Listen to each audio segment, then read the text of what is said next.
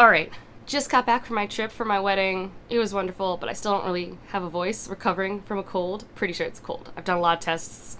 I'm almost feeling better, which is way faster than if it was some other virus. But the short list has gotten dropped, and I have opinions, I have thoughts. And my hair feels nice. Like, I've been in like 90% humidity for like a week, and now I'm only in like 60 or 70, and my hair feels lovely. So we're gonna discuss it. If you want to know what I nominated for the Hugos, I'll have that video linked down below. You can check it out. Also, if you're hearing more sounds than normal, it's really hot. I have a lot of fans running. We're still unpacking from the trip, so Ryan's doing stuff in the background. We're just gonna go with it. This is just more informal than normal. I got my computer set up over here. We're just gonna talk it out before I sweat, because it's very, very humid and warm. Not as bad as Cartagena, but it's still pretty humid and warm. So yeah, down below, you can check out what I nominated. I talk a little bit about what the Hugos are, because I do feel like part of what I try to do when I engage with Hugo discourse is demystify it. I think most people who are not on the bookish internet, they just think it's a prestigious award. They think that there is some merit behind the books that win. And the merit is that they are popular among the people who pay for the Worldcon membership. That doesn't mean it doesn't mean anything. That doesn't mean these aren't good books. It's just, that's the only merit. There's no judging panel. There's no like, there's nothing about it that means this is a prestigious book. Not everyone's nominating books with the same thing in mind. I nominate books that I think push boundaries, that I think are truly groundbreaking works of SFF, or things that I just truly loved. Those are like the two things I work with. Some people probably just put down books that they really liked. And there are definitely authors that are favorite authors for Hugo voters. And I think we're gonna really see that as we go through this list. So, I have it pulled up over here on my laptop, so if I'm looking down, so I'm looking at, because although I've looked at it, and I've looked at the leaked list, because that's what came out when I was on my vacation, and I am nosy, and I was, you know, hoping to have read more of the list that I have. You know, things happen. We're gonna go through it starting with the Astounding Award and working our way up. So the Astounding Award I kind of am good with, because this was one I was like struggling with, and I don't know what all of these authors have written, but I do know some of them. And one of them I actually would have nominated, but I wasn't sure if he was qualified, because he's for sure written one of my favorite debuts, so that's Travis Baldree. He was nominated. I wasn't sure because I think there was like something published through a vanity press, and I wasn't sure if that counted because it's supposed to be like your first published work. And then the other author I know is Everina Maxwell, who wrote Winter's Obert and, oh, the companion novel in that world. I don't know the other authors. I will briefly post their books. So we have Nassim Jamnia. At this time, I don't know what they are, so you're seeing the books. Isabel J. Kim, the second year of eligibility for her. Majie Liu, and Weimu Xin. And I might be mispronouncing those, and I do notice, like, so it's held in China this year, which means I think a large portion of our Hugo nominating force is from China, because you don't have to be an English work to be eligible. Your first year translated into English is eligible, even if you were published earlier as well. There's a whole bunch of stuff going on. So I think some of these authors might be better known in China than what I'm used to. Regardless, I'm not mad at that. That's not something that bothers me. This next category. It's always a fun one. I don't know why we do this. I don't know why. I think, so this is the Lodestar Award. It's the Young Adult Recognition Award. I think our hearts are in a good place, because young adult is an important part of science fiction and fantasy. It's how you get new readers into the genre. It's doing great works. It's by far the more diverse part of publishing. By far. Any marginalized identity, you can find at least 10 to 20 books representative of there. In adult, unless you're going into the self-published space, not as much. So, we've got Akata Woman, Natalie Corver. Cool with that. That's great. I haven't read any of that series by them yet. I want to read some of the other adult works that I still haven't gotten to before I get to that series. Also, I have no sense of how long that series is going to be. Bloodmarked. I've been hearing generally good things about this duology. It's a very popular young adult book, so I'm happy to see it's here. I don't know Dreams Bigger Than Heartbreak, but Charlie Jane Anders is a Hugo darling, but also, like, at least I think of them as a Hugo darling, but I think also pretty well received. I feel like I have seen some reviews of it that were really good. The one that, you know, for context, the first three publishers were Viking Books for young readers, Simon & Schuster Books for young readers, and Tor Teen Titan Books. Those are all obviously young adult imprints, right? This next one's published by Del Rey. Del Rey is an adult imprint. Regardless, it's The Golden Enclaves by Naomi Novik. I'm sure it's a fine book. I'm sure it's fine. And, like, yes, there's the definition of, well, it feels YA. How can we as adults really feel that? Because, like, I'm 30. I can know what feels YA for me when I was a young adult, but, like, times change, media evolves. I don't know. It's here. it'll probably win because she's a darling. I'm just like rolling my eyes. Okay, In the Serpent's Wake. This is Random House Books for Young Readers. See, again, a young adult imprint of the cats. He was yelling at me earlier, and now he's jumping down, so hopefully he'll be quiet. I haven't read this one. I don't know much about it. And then Ozma Unknown and the 8 Penny Woods by Catherine M. Valente, which I'm curious to read, because I'm just curious to read all Catherine M. Valente works. So that's, the Lodestar, which we adults pretend to know what young adult books are and vote on them, which just... The Ignite Awards have a much better system, and I am going to talk about their nominations because I have looked at them. I was just, I think, sick when they came out, so I didn't film, like, a reaction thing. They are so much better, and their approach to young adult is so much better. Like, so much better. I want those awards to be more popular than the Hugos by so much. I'm going to skip some of the categories I don't have much opinions on, like fan artist, fan writer. Fan cast, I do want to shout out that Rachel, the channel Kalinali, got nominated again, which is always great to see a YouTuber get nominated. It's normally all podcasters, which is fine. But it's just nice that YouTube's getting a little bit of representation. It's good to have that out there. And then fanzine, I don't have a lot of opinions about them. I don't know what the difference is between like a semi-prozine and a fanzine. This is all beyond me. I do know whenever I see these lists, I do want to check them out. It's something I'm always trying to be better about. I'm really good at reading anthologies and collections. I'm not really good about reading magazines or fanzines. Also going to skip by Best Professional Artist. I will look into it when I'm voting, but this is just me reacting right now and I have not done the research. I'm excited for Best Editor Longform because a lot of the people I nominated made it, but I think part of that is it's really hard to figure out who's worth nominating, and I filled that spreadsheet with a lot of authors. But Roshi Shen is one that I really like, Sarah Peed, Lindsay Hall. Those are three that I really enjoy, and they all made it to the short list, so yeah. And the short form also has editors that I really like. I think three of them I know. Neil Clark, Sheree Renee Thomas, and the editor of Africa Risen. So that's really cool. And now we're getting into dramatic presentation short form. And this is where I heard rumor that maybe the lists weren't put together, maybe short form or long form. I haven't analyzed it, so I don't know. But this is what the list is now. And I think most of these are things that I've seen or nominated, expected. We have Andor. We have 2 Andor episodes, One Way Out and Rick's Road. I'm pretty sure One Way Out's better. That's my opinion. Can't really go into it. Don't want to spoil the show if you haven't watched it. But as someone who doesn't love Star Wars, Andor's amazing. Like, it's everything I've wanted Star Wars to be. So, if your taste in Star Wars, is like, I don't like, the typical movie stuff, that the Andor show is so gritty, grounded, dark, well realized, so good. I haven't watched The Expanse, but an Expanse episode made it. I don't know what For All Mankind is. That's Stranger in a Strange Land. I haven't consumed that.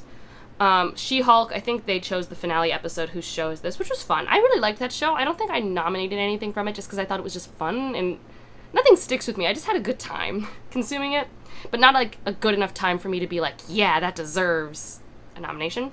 And then Stranger Things, Chapter 4, Dear Billy, which, like, if you watch Stranger Things, yeah, that was an episode. That was an episode. And now into long form, Avatar, The Way of Water. I haven't seen this. I don't really have a desire to. Ryan hasn't even seen the first one, so I mean, I would watch it with him if we did, but there's so many movies coming out I'd rather watch, and I know it's on a streaming service that I have right now, but it's just, I don't know. I question that this is the man to handle the thematic project that he's touching, personally. Like, I'm sure it's visually spectacular, I'm sure. But I also have such a low bar for visuals that, like, it's probably wasted on me. Black Panther, Wakanda Forever, great film. My thing that I was really annoyed about, it wasn't the film's fault, is I went to go see it in theaters, and people were not in their seats when the movie starts. And when that movie starts, it's kind of like when you go to a musical, the first opening number, if you're not in your seat by then, they don't let you in the room. You have to wait till the opening number's done because they don't want people disturbing the opening number because it's a big moment. It's like really common. I wanted that for this movie because I'm like, oh my god, everyone, why are you walking in? This is like such a moment. If you watch the movie, you understand. And I was really annoyed at people because, like, also, movies don't even start till 20 minutes after their start time. You have so much time to get to your movie on time. Like, what are we doing? Everything Everywhere All at Once. I have sung this film's praises. I love it. I actually, like, I'm pretty sure it's what I would vote for. But then we have Nope, which I also really love. And if I think about sci-fi, I like Nope more. Like, for horror sci-fi, I really, that's hard for me because I've watched them both within the last year, and, like, Nope sticks with me a lot. Like, I really like that. And I really liked how I was able to, like, predict things and what things were subverted. I had a great time with both of them. I don't know what I'm going to do when I do vote, if I vote. I haven't bought a supporting membership yet, so who knows. Severance Season 1. It's a show I still want to watch. I don't have my Apple TV right now. I only got it again to watch Ted Lasso Season 3, and then I'm like, nope, I'm not spending $7 next month. Have to hold the line somewhere with all of the streaming services. But it is a show that I've heard a lot of good praise for that I want to watch. And then Turning Red, I'm surprised it's here, but it's cute. That's a cute movie. I have nothing against the movie. I didn't know a lot of Hugo nominators put it here. I have no clue. It's good. It's a good film. Now we will get into related work. I don't know. Do I know any of these? I don't know. There's a Terry Pratchett thing. Oh, I don't think I know any of these things. So I think we're just going to skip this section. Oh, there's something about Mad Max Fury Road. That sounds interesting. I don't know any of the graphic novels or anything, except, like, man, I kind of want to read Supergirl, Woman of Tomorrow. I do like a good super blank. I like Supergirl, I like Superman. So maybe I should check that one out if enough people talk about it. I still need to read Monstrous. That made it. There's a Cyberpunk 2077 comic, which I think makes sense. But in general, I'm always vastly unknown in things when it comes to comics. Now, best series, I'm so sad because Dandelion Dynasty did not make it. And if you've been watching any of my videos recently, I'm obsessed. And I did nominate it when I had only finished Wolfstorms. Having since finished the entire project, it deserves to be here by a lot. Like, by a lot. I have a should you read for that. I have an author interview.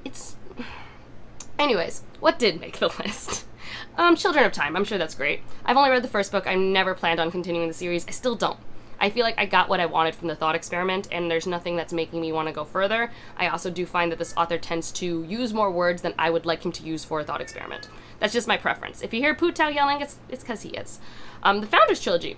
I think I did nominate this. I did like this series ending. I thought it was really fun. It did things I wasn't expecting it to in the third book. I do also have a should you reads for that if you want to know more about it.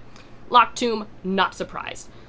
Hugo voters love Locked Tomb. I need to try it again. I think the fourth book comes out this fall, and I think that's when I'm gonna make an attempt via audiobook. We'll see what happens. October Day by Seanan Mcguire. This is a well-loved series that I do want to try one day. I don't think right anytime soon, but it's something I'm curious about. I don't know Rivers of London. I have no idea what that is. And then Skullomance, which is the Golden Enclaves. That's in there, and I don't know. I think people have fun with it. I haven't heard, like, glowing praise, but I've also not heard, like, bad praise. I think it's a perfectly enjoyable experience for the average reader. Short stories I'm excited about because I haven't read most of these. So if I do when you become a supporting member, you get a packet, and it has a lot of the written materials, not everything, but most things, and they usually have the short stories and novelettes and stuff. And so I'd be really excited, especially because there's one that won the Nebula that everyone's been talking about. That I'm like, oh, I want to read that. And that's on this list. But first we have Do It Yourself or DIY.